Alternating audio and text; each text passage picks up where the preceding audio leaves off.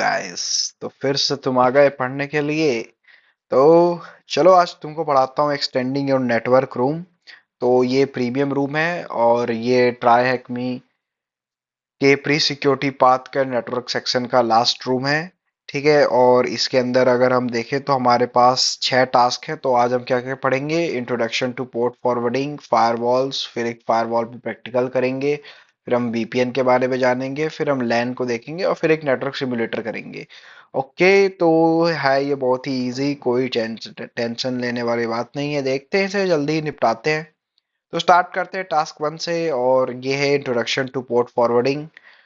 तो सबसे पहले बात करते हैं पोर्ट फॉरवर्डिंग की। तो अगर सिंपल लैंग्वेज में मैं तुम्हें अगर बताऊं तो पोर्ट फॉरवर्डिंग का मतलब होता है इंटरनेट से आने वाली रिक्वेस्ट को अपने नेटवर्क के अंदर किसी स्पेसिफिक डिवाइस तक भेजना। इसको ऐसे इमेजिन करो कि तुम्हारा घर है, वो एक राउटर है, और घर के जो अंदर रूम है वो डिवाइसेस हैं। ठीक है, घर जो है तुम्हारा वो एक राउटर है, और जो घर के अंदर डिफरेंट रूम्स होते हैं ना, वो तुम्हारे डिफरेंट डिवाइसेस हैं। अगर कोई डिलीवरी के लिए आता है तो उसको बस एड्रेस पता है। ठीक है, वो तुम्हारे घर तक आ जाएगा। तो अगर ऐसे ही इसको नेटवर्क में लो, तो यदि कोई पैकेट डिलीवर कर रहा है, कहीं पे जा रहा है या कम्युनिकेशन हो रही है, तो राउटर से वो तुम्हारे घर तक आ जाएगा, मतलब तुम्हारे कंप्यूटर तक आ जाएगा। अब एक बार डिलीवरी घर पे आ गई तो घर के अंदर किसी स्पेसिफिक रूम पे यदि डिलीवरी करना है किसी चीज को, तो उसके लिए क्या चीज लगेगा? तो उसके लिए हमारा लगता है पोर्ट एड्रेसिंग। वैसे ही राउटर से तुम उस नेटवर्क तक आ गए। अब उस नेटवर्क के अंदर जितने कंप्यूटर है उन तक पहुंचने के लिए तुम्हें पोर्ट एड्रेसिंग लगेगी। तो स्पेसिफिक पोजीशन तक डिलीवरी को पहुंचाना है या नेटवर्क के अंदर कम्युनिकेट करना है, तो पोर्ट फॉरवर्डिंग करते हैं, पोर्ट एड्रेसिंग का यूज करते हैं।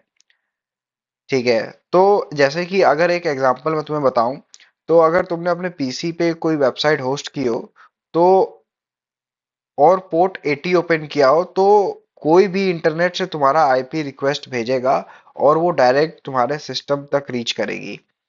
मतलब कि पोर्ट 80 जो है वो इंटरनेट के लिए यूज होता है। तो इसमें सबसे इंपॉर्टेंट पॉइंट ये जानना है कि जितने ज्यादा पोर्ट्स ओपन हम करेंगे, हमारे अटैक का सरफेस बढ़ेगा। इसलिए सिर्फ रिक्वायर पोर्ट्स को ही ओपन करना चाहिए।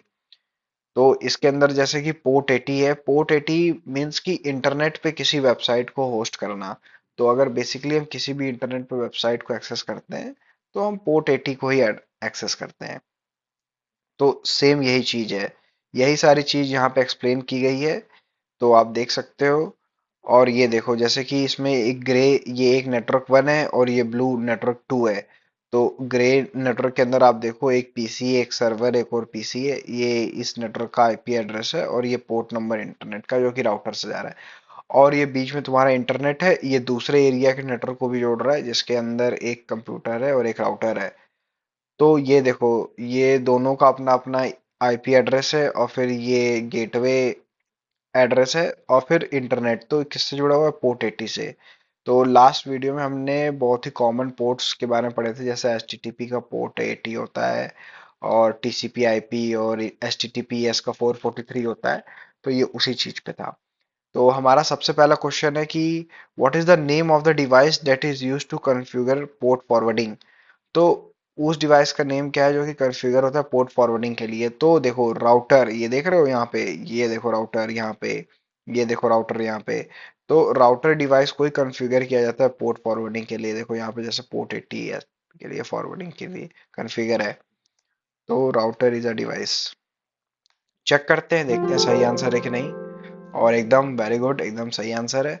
चलते हैं अपने टास्क 2 पे, जो कि है फायरवॉल, जो कि हमने बचपन से सुना है फायरवॉल और बहुत बार पढ़ा है। तो कॉन्सेप्ट क्या है फायरवॉल का? ये एक सिक्योरिटी गार्ड है जो डिसाइड करता है कि कौन सा ट्रैफिक अलाउ होगा और कौन सा ब्लॉक होगा। एक सिक्योरिटी गार्ड की तरह जो कि सोसाइटी के बाहर गेट पे बैठा रहता है, और तुम अपने बाइक से, कार से या पैदल अगर तुम्हें सोसाइटी के अंदर जाना है, तो उसके पास प्री डिफाइंड सेट रूल्स होते हैं कि आप सोसाइटी का आईडी कार्ड दिखाओ, या आप सोसाइटी के मेंबर होने चाहिए, या सोसाइटी के किसी प्री एग्जिस्टिंग मेंबर के रिलेटिव्स होने चाहिए तभी वो आपको अंदर आने देगा। ये उसके रूल सेट हैं, ठीक है। तो इन ऐसे लोगों को अलाउ करेगा। और चोर, डाकू, ठीक है, और कोई भी फास्ट कार, फास्ट बाइक या अनजान व्यक्ति या जिससे उसे खतरा महसूस हो रहा है उस व्यक्ति को अलाउ नहीं करेगा। तो ये जैसे सिक्योरिटी गार्ड के रूल्स होते हैं और वो लोगों को अलाउ या डिस अलाउ करता है, वैसे ही इंटरनेट में हमारे पास फायरवॉल होते हैं जिसके अंदर कुछ प्री डिफाइंड रूल होते हैं और उसके अंदर किस नेटवर्क को अलाउ करना है, किसको अलाउ नहीं करना, ये फायरवॉल को पता होता है। तो अब इसमें दो तरह के फायरवॉल हमारे पास आते हैं, एक है स्टेटफुल और एक है स्टेटलेस फायरवॉल। तो अब ये क्या होता है? तो जो स्टेटफुल, अगर मैं इजी वर्ड्स में बताऊं तो जो स्टेटफुल फायरवॉल होता है वो स्मार्ट फायरवॉल होता है। ये कनेक्शन को ट्रैक करता है। तुम सोचोगे कनेक्शन को ट्रैक करता है मतलब, अगर मैं ये तुम्हें एक एग्जांपल से समझाना चाहूंगा कि अगर तुमने वेबसाइट ओपन की है तो रिक्वेस्ट गई तो फिर वो उसे अलाउ करेगा, फिर रिस्पॉन्स ऑटोमेटिकली अलाउ होगी क्योंकि कनेक्शन नोन है, ठीक है। तो इससे कंक्लूजन क्या निकलता है कि रियल वर्ल्ड में मोस्टली स्टेटफुल फायरवॉल यूज होते हैं क्योंकि वो सारे कनेक्शन को ट्रैक करते हैं। दूसरे केस में अगर स्टेटलेस फायरवॉल के बारे में हम जाने तो स्टेटलेस फायरवॉल बहुत ही सिंपल होता है। ये हर पैकेट को इंडिविजुअली चेक करता है, इसको कोई हिस्ट्री याद नहीं रहती है। एग्जाम्पल क्या है कि रिक्वेस्ट अलाउ ही, रिस्पॉन्स आया, फिर से चेक होगा। लेकिन इसमें प्रॉब्लम है कि कॉन्टेक्स्ट नहीं होता है, ये लेस सिक्योर होता है। ओके। तो ये डिफरेंट फायरवॉल हमने देख लिए। एक में ये इंडिविजुअल पैकेट्स को अलाउ करके उसके रूल्स को डिफाइन करता है, और स्टेटफुल जो है पूरे बेस्ड अपॉन एंटायर कनेक्शन, पूरे के पूरे कनेक्शन के अंदर एक एक पैकेट को एनालाइज नहीं करेगा, पूरे कनेक्शन के अंदर नेटवर्क का जो रूल है उसको देख के नेटवर्क को अलाउ करेगा, ट्रैफिक को, या डिसअलाउ करेगा। बट स्टेटलेस जो है वो इंडिविजुअल पैकेट को देखेगा और चेक करेगा। तो अब चलते हैं क्वेश्चंस की तरफ। तो पूछ रहा है कि what layers of the OSI model do the firewall operate at. तो ओएसआई मॉडल के कौन कौन से लेयर पे फायरवॉल ऑपरेट करता है? अगर ओएसआई मॉडल, अगर आपको याद हो, दो वीडियो पहले हमने पढ़ा था, तो हमारे पास 7 लेयर होते हैं। Physical layer, data link layer, network layer, transport layer, session layer, application layer and presentation layer. तो जो फायरवॉल है हमारी, वो आपका लेयर 3 और एंड लगाओ 4, आपका लेयर 3 और लेयर 4 में आपका फायरवॉल जो है वो रन करता है। अब ये लेयर 3 क्या है? Transport layer. और लेयर 4 क्या है? Session layer. सॉरी सॉरी, गलत बता दिया मैंने। एक्चुअली लेयर 3 जो है वो नेटवर्क लेयर है और लेयर 4 ट्रांसपोर्ट लेयर है।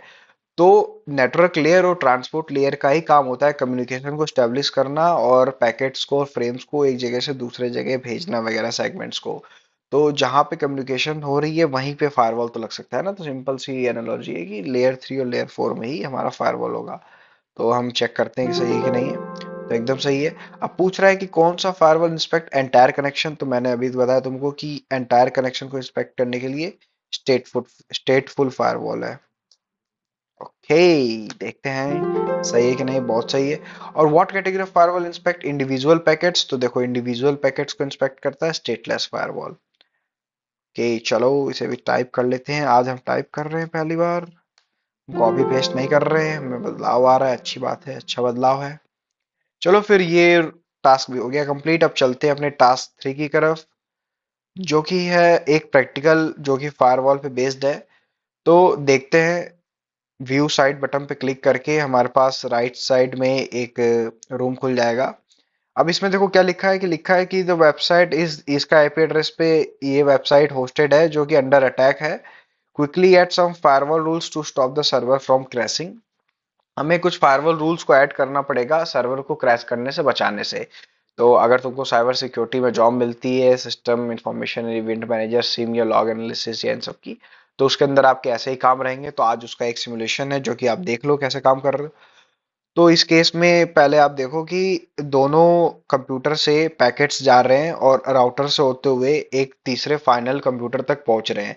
बट जो ये आईपी एड्रेस है 198.51.100.34, इससे मेलिशियस पैकेट्स जा रहे हैं जो कि अलाउ नहीं होने चाहिए थे, और ये सर्वर को बहुत ही अधिक मात्रा में पैकेट्स भेज रहे हैं ताकि सर्वर क्रैश हो जाए। तो जैसे आप देख सकते हो कि लिख दिया है, oh know the server went down, try again. तो अब हमें इसमें क्या करना है कि हमें एक रूल लगाना है जिससे राउटर पे हम एक फायरवॉल यहाँ लगाएं और जिससे राउटर पे ही इसका जो पैकेट है वो रुक जाए। तो इसका सोर्स एड्रेस है 3.4, तो हम यहाँ पे सोर्स एड्रेस 3.4 और डेस्टिनेशन किस पे जा रही है 1.0.1 पे। तो 0 पे 1 पे गए और सॉरी हमने लेट कर दिया, तो देखो फिर से क्या हो गया कि सर्वर वेंट डाउन हो गया। तो अगली बार हम काम को जल्दी करेंगे, तो रिस्टार्ट सिमुलेशन करते हैं और कंप्यूटर 3.4 से डेस्टिनेशन आईपी किस कंप्यूटर तक जा रहा है 1.0.1 तक, ठीक है वो सिलेक्ट कर लिया। और इंटरनेट ये एक्सेस हो रहा है तो पोर्ट 80 का एक्सेस हो रहा होगा, इसको हम क्या कर सकते हैं ड्रॉप या अलाउ करते हो, हम ड्रॉप कर देंगे और ये रूल ऐड कर देंगे। अब जो है जो रेड पैकेट आएगा ये यही फायरवॉल इसे रोक देगा क्योंकि फायरवॉल के अंदर ये डिसअलाउड है, और ये ग्रीन पैकेट खाली जाएगा फाइनल डेस्टिनेशन तक। तो अब हमारा सर्वर सही से काम करेगा और हमें ये फ्लैग मिल गया जो कि है THM फायरवॉल रूल्स। इसको यहाँ से किया कंट्रोल C और यहाँ पे किया कंट्रोल V और हमने किया चेक, जो कि एकदम सही, और हो गया हमारा ये गेम। अब चलते हैं नेक्स्ट अपने टास्क 4 की तरफ। तो टास्क 4 में हम सीखेंगे VPN के बारे में। तो VPN क्या होता है? VPN होता है वर्चुअल प्राइवेट नेटवर्क। तो ये प्राइवेसी का किंग है। ठीक है, VPN क्या होता है कि एक सिक्योर टनल बनाता है इंटरनेट पे। ठीक है, और नॉर्मल इंटरनेट अगर तुम समझो कि अगर नॉर्मल इंटरनेट पे तुम कम्युनिकेशन कर रहे हो तो मतलब कि पब्लिक रोड पे चलना हो गया। लेकिन यदि VPN के थ्रू तुम कम्युनिकेशन कर रहे हो तो तुमने अपनी प्राइवेट अंडरग्राउंड एक टनल बनाई है जिसमें तुम खाली तुम जा सकते हो, आ सकते हो, या तुम्हारे अलाउ किए गए लोग आ जा सकते हैं, या वो गाड़ियां चल सकती हैं। ऊपर गवर्नमेंट के हाईवे पे, पब्लिक हाईवे पे सब लोग चल रहे हैं, तो वो पूरा इंटरनेट है, तो उस पर अटैक के चांसेस, उसमें सब चीज रहेंगे, उसमें स्पूफिंग स्पैमिंग के चांसेस रहेंगे। बट नीचे अगर VPN से ट्रेवल कर रहे हो, एक जगह से दूसरी जगह जा रहे हो जो कि तुम्हारा खुद का प्राइवेट है, तो दूसरे लोगों को नहीं पता है, और सिर्फ तुम्हारे उसमें सिक्योरिटी भी ज्यादा रहेगी और तुम्हारी प्राइवेसी भी मेंटेन होगी। तो इसका बेसिक सा फंडा है कि इसमें सब चीजें इनक्रिप्टेड होती हैं और एक टनल के थ्रू, प्राइवेट टनल के थ्रू एक दूसरे से दूसरी जगह कम्युनिकेट होती हैं। तो जैसे कि ये तुम एक डायग्राम देखो जिसमें नेटवर्क 1 ग्रे से रिप्रेजेंटेड है, नेटवर्क 2 पर्पल से रिप्रेजेंटेड है और नेटवर्क 3 VPN का नेटवर्क है जो कि ब्लू से रिप्रेजेंटेड है। तो जो कि नेटवर्क 1 है और नेटवर्क 2 है वो पब्लिकली एक्सेसिबल है, इसमें दो दो कंप्यूटर हैं, देखो सब ये पब्लिक को रिप्रेजेंट कर रहे हैं कि हर लोग इस एक्सेस कर सकते हैं। बट ये भी इंटरनेट के थ्रू ही बात कर रहे हैं ये दोनों कंप्यूटर, यहाँ पे जो ब्लू वाला है और ये दूसरा ब्लू वाला, बट ये एक प्राइवेट टनल बनाया हुआ है इन्होंने और ये इसके थ्रू कम्युनिकेट कर रहे हैं जिससे कि ये मेन नेटवर्क से बाहर है और किसी को पता नहीं चलेगा, तो इनकी प्राइवेसी मेंटेन होगी। तो इसके बेनिफिट्स यही हैं कि ये प्राइवेसी को ऑफर करता है, और एनोनिमिटी, एनोनिमिटी मतलब कि आप कौन हो ये पता नहीं चल सकता है, बट आप क्या कर रहे हो ये सब चीज देख सकते हैं। तो ये चीज है। फिर अब बात करेंगे कि VPN की हमारे पास 3 टेक्नोलॉजीज है, जो कि है पहली PPP, फिर PPTP, फिर IPsec। तो हम इनके बारे में पढ़ेंगे कि ये क्या है। तो PPP सबसे पहले तो एक basic point to point connection होता है। ये ओल्ड डायल अप इंटरनेट में यूज होता था, जैसे कि direct phone call between two peoples. तो अगर direct phone call between two peoples होगी नॉर्मल, तो एक लाइन स्टेब्लिश हो जाएगी और वो उनके लिए ही खाली रहेगी, और उसमें वो अपना फोन कॉल पे जब करते थे बात, तो एक दूसरे की जो पैकेट्स फ्रेम्स हैं वो ट्रांसफर होंगे, डेटा या मैसेजेस। उसके बाद हमारे पास आई PPTP। ये एक टनलिंग प्रोटोकॉल होता है, इसका फुल फॉर्म ही है point to point tunneling protocol. तो PPP को इंटरनेट के ऊपर टनल में भेजता है। ठीक है, ये सेम चीज वही है कि इसमें क्या, इसमें दिक्कत क्या आती है कि लेकिन इसकी सिक्योरिटी वीक है और आजकल ये यूज नहीं होता है। हाँ, देखो यहाँ पे लिखा हुआ it is however weakly encrypted in comparison to alternatives. तो अब इसका अल्टरनेटिव में क्या है? तो हमारे पास सबसे इंपॉर्टेंट और सबसे नया और सबसे लेटेस्ट है IPsec VPN टेक्नोलॉजी। इसके 3 फायदे हैं, एक तो ये इंक्रिप्शन करता है मैसेजेस को, फिर ये ऑथेंटिकेशन सिर्फ वही यूज कर सकता है जो कि अलाउ है, और डेटा का प्रोटेक्शन करता है। जैसे कि कॉर्पोरेट VPN में, कॉर्पोरेट लाइफ में या कॉर्पोरेट वर्ल्ड में VPN का मोस्टली यूज होता है, और डेटा को लॉक करके सिक्योर कुरियर में भेजना ही VPN टेक्नोलॉजी का काम है।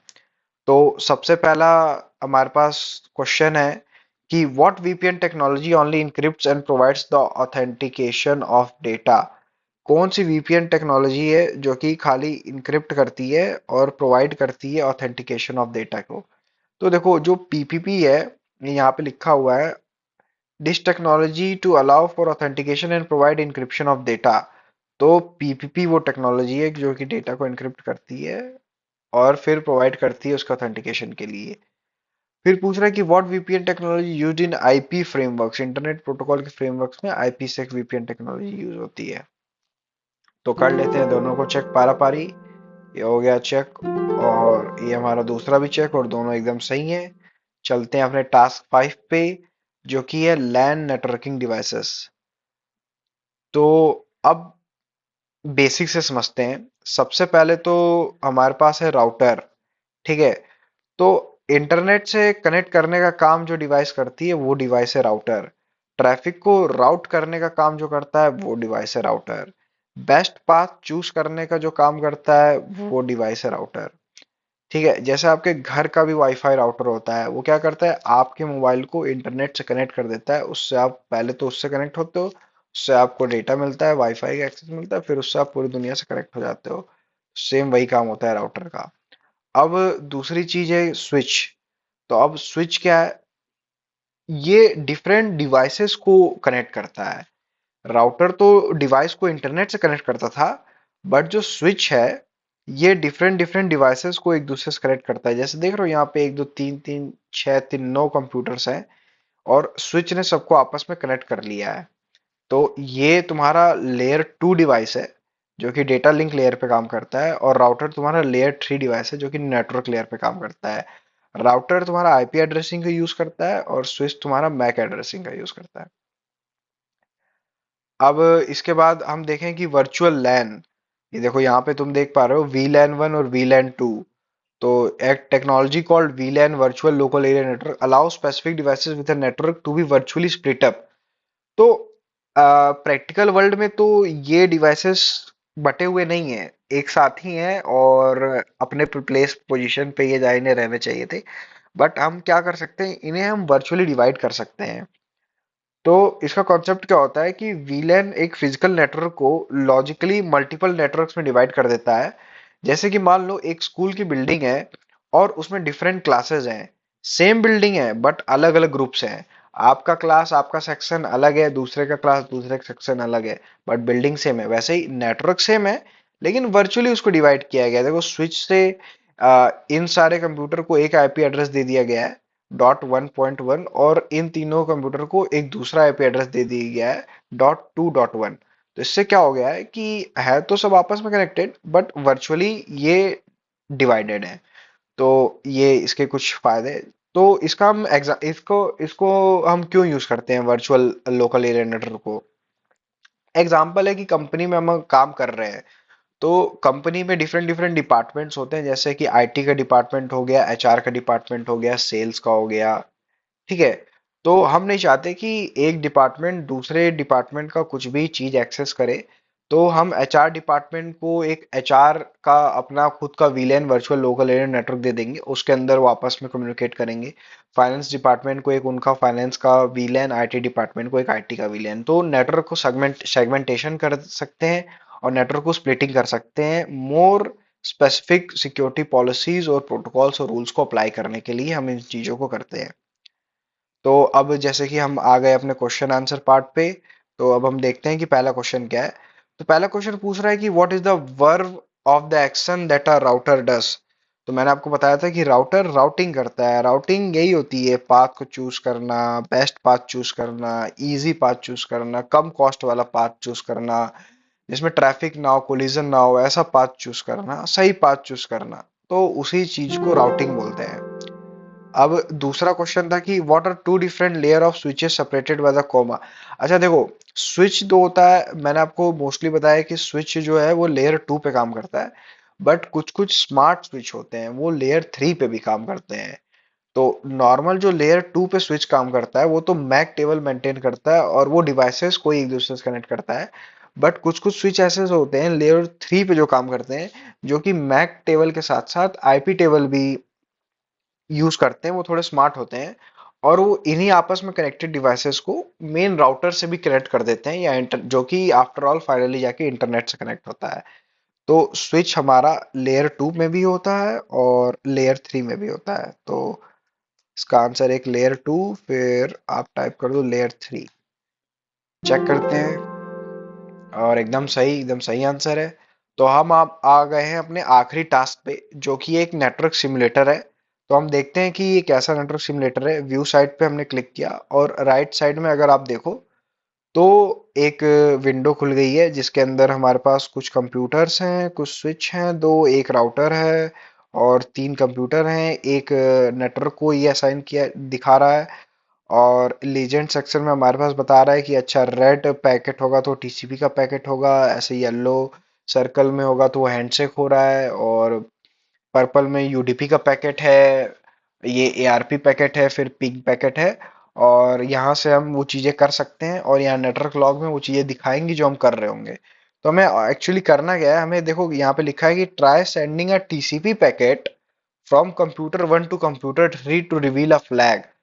तो हमें कंप्यूटर 1 से, जो कि ऑलरेडी कंप्यूटर 1 सिलेक्टेड है, यहाँ से आप दूसरी दूसरी चीजें सिलेक्ट कर सकते हो, कंप्यूटर 3 पे कौन सा पैकेट भेजना है, टीसीपी का पैकेट भेजना है। ओके, तो ऑलरेडी पैकेट में भी टीसीपी सिलेक्ट है। और डेटा हम क्या डालें, तो डेटा हम अपने मन से कुछ भी डाल सकते हैं। तो यहाँ पे हम जैसे कि हैक डाल दे रहे हैं और पैकेट को सेंड करते हैं, तो देखते हैं क्या होता है। तो ये देखो ब्लू पैकेट किसका है, एआरपी का पैकेट है सबसे पहले तो। फिर अब ये टीसीपी का पैकेट आया, राउटर के पास गया, फिर वापस से एआरपी के पैकेट्स कुछ हो रहे हैं, फिर राउटर के पास आए, फिर ये टीसीपी हैंडशेक हो रहा है। ओके, ये थ्री वे हैंडशेक हो गया और ये वापस एक्नॉलेजमेंट देगा, ठीक है, और ये थ्री वे हैंडशेक कंप्लीट हो गया। ठीक है, देख रहे हो ये टीसीपी का पैकेट है। अब ये अपना, ये टीसीपी हैंडशेक था पहले वो, अब जो ये येलो है ये फिर से टीसीपी हैंडशेक कर रहा है। पहले तो अच्छा देखो, तो एक हमारे पास ऊपर ये एक फ्लैग आ गया जिसमें लिखा है कि you have got the data. Okay, मतलब कुछ तो हुआ है, हमें समझ नहीं आया क्या हुआ है, लेकिन हम यहाँ से कॉपी कर लेते हैं पहले। अभी मैं समझाता हूँ कि आपको क्या हुआ होगा। और यहाँ पे पहले पेस्ट कर लेते हैं। अब देखते हैं कि एक्चुअली जो चीज हमने की थी, कंप्यूटर 1 से कंप्यूटर 3 पे टीसीपी का पैकेट भेजा था और वो डेटा के अंदर हैक हमने कुछ भी लिख दिया था, आप कुछ भी लिख सकते हो। और कुछ कुछ चीजें हुई तो वो हुई क्या, तो हम वो हमें नेटवर्क लॉग से पता चलेगा कि क्या हुआ था। तो इसको मैं बड़ा करूं, तो सबसे पहले तो लिखा है कि सबसे पहले हैंडशेक स्टार्ट हुआ है, टीसीपी आईपी हैंडशेक हुआ है कंप्यूटर 1 और कंप्यूटर 3 के बीच में। अच्छा, तो हमें कंप्यूटर 1 जो कि ये है, इससे कंप्यूटर 3 पे पैकेट को भेजना था, डेटा को। तो हमें सबसे पहले है कि कनेक्शन स्टेब्लिश करने के लिए पहले थ्री वे हैंडशेक होता है, तो वही चीज सबसे पहले हुई है। तो हैंडशेक में सबसे पहले क्या हुआ है कि sending synchronization packet from packet 1 to packet 3। ठीक है, पैकेट 1 से पैकेट कंप्यूटर 1 से कंप्यूटर 3 पे सिंक्रोनाइजेशन पैकेट गया है। उसके बाद कंप्यूटर 1 सेज कि computer 3 is not on my local network. अच्छा, ओके, तो पहले तो कंप्यूटर 1 से कंप्यूटर 3 पर हमने सिंक्रोनाइजेशन पैकेट भेजा था कि हमसे नेटवर्क कनेक्शन स्टैब्लिश करो। लेकिन कंप्यूटर 3 ने बोला कि मैं आपके लोकल नेटवर्क पे नहीं हूँ। देखो राउटर क्या है कि दो नेटवर्क्स को वर्चुअली डिवाइड कर देता है, तो ये एक दूसरा नेटवर्क है और ये एक दूसरा नेटवर्क है। तो कंप्यूटर 1 दूसरे नेटवर्क में है, कंप्यूटर 3 दूसरे नेटवर्क में है। तो इसने मना कर दिया कि मैं तो आपके नेटवर्क में नहीं हूं, तो मैं कनेक्शन कैसे स्टेब्लिश करूं। ठीक है, उसके बाद क्या हुआ है कि मना करने के बाद हुआ है कि एआरपी रिक्वेस्ट गई है कि who has router tell computer 1। ठीक है, तो अब कंप्यूटर 1 को कंप्यूटर 3 से कनेक्ट करने के लिए राउटर की मदद चाहिए होगी, क्योंकि राउटर ही दो डिफरेंट नेटवर्क को कनेक्ट करता है। तो कंप्यूटर 1 जो है एआरपी रिक्वेस्ट करता है, एड्रेस रेजोल्यूशन प्रोटोकॉल, और पूछता है कि राउटर कौन है मुझे बताओ। तो अब ये सबको क्या बोलते हैं वो, ये अपना मल्टीकास्ट कर देता है, ब्रॉडकास्ट कर देता है और पूछता है कि राउटर कौन है। तो अब जो इसके आगे राउटर बताएगा, ARP response, hey computer I am router. हाँ, राउटर फिर बताता है, उस रिक्वेस्ट का रिस्पॉन्स देता है कि मैं राउटर हूँ। तो अब कंप्यूटर 1 को पता चल गया है कि ये राउटर है। अब इसके बाद क्या होता है कि handshake, computer 3 received synchronization packet from computer 1 sending synchronization packet to computer 1। अच्छा, ओके, तो अब राउटर की मदद से जो है मुझे पता चल गया, तो अब वो पैकेट को कंप्यूटर 3 को भेजता है। अब सिंक्रोनाइजेशन और एक्नॉलेजमेंट पैकेट रिसीव होता है और आई टीसीपी आईपी हैंडशेक पूरा हो जाता है। इसके बाद क्या होता है कि कंप्यूटर 3 रिसीव्ड एक्नॉलेजमेंट पैकेट, वही थ्री वे हैंडशेक में पहले तो सिंक्रोनाइजेशन, फिर सिंक्रोनाइजेशन एक्नॉलेजमेंट और आखिरी में एक्नॉलेजमेंट। और फिर सबसे आखिरी में हम देखो कि computer 3 receive TCP packet from computer 1 sending acknowledgement packet to computer 1। Okay, और पूरा टीसीपी हैंडशेक ऐसे जो कंप्लीट हो जाता है, और उसके बाद फिर डेटा का ट्रांसफर कंप्यूटर 1 से कंप्यूटर 3 पे हो जाता है। थोड़ा सा आई नो कि ये थोड़ा सा कॉम्प्लेक्स हो गया है, बट अगर इसको समझो तो ये ऐसे ही काम करते हैं। तो आपको अब पता चला कि एक्चुअली में जो है हमारा कनेक्शन कैसे स्टेब्लिश होता है और कम्युनिकेशन कैसे होता है ऑन द बैकग्राउंड। तो पूछ रहा है कि how many handshake entries are there in network log. तो नेटवर्क लॉग में हैंडशेक्स कितनी बार हुए हैं? तो देखो, एक सबसे ऊपर एक यहाँ पे हैंडशेक, फिर ये दूसरा हैंडशेक, फिर नीचे जाओ ये तीसरा हैंडशेक, ये चौथा हैंडशेक और ये पांचवा हैंडशेक। बस। तो टोटल हमारे पास 5 हैंडशेक की एंट्रीज हैं। तो इसे चेक कर लेते हैं। एकदम सही आंसर। तो बहुत ही बढ़िया, एकदम सही आंसर। तो इसे करते हैं यहाँ से डाउन, और ऊपर वाले को भी चेक कर लेते हैं कि हमारा फ्लैग सही था कि नहीं था। ओके। तो हमारा room extending to the network यहाँ पे हो गया है कंप्लीट। और यहाँ से आप नीचे स्क्रॉल करके अपनी स्ट्रीक देख सकते हो, और नीचे स्क्रॉल करके अपना आपका एक बैच मिल गया है, जिसको आप लिंक्डइन पे, ट्विटर पे, फेसबुक पे कहीं भी शेयर कर सकते हो। और नीचे स्क्रॉल करके आप अपने अचीवमेंट को फेसबुक, रेडिट, टेलीग्राम कहीं भी शेयर करो। हमारा चैनल सब्सक्राइब करो। मिलते हैं आपको नेक्स्ट रूम में जल्दी ही। Tata, see you, bye bye, have a good day.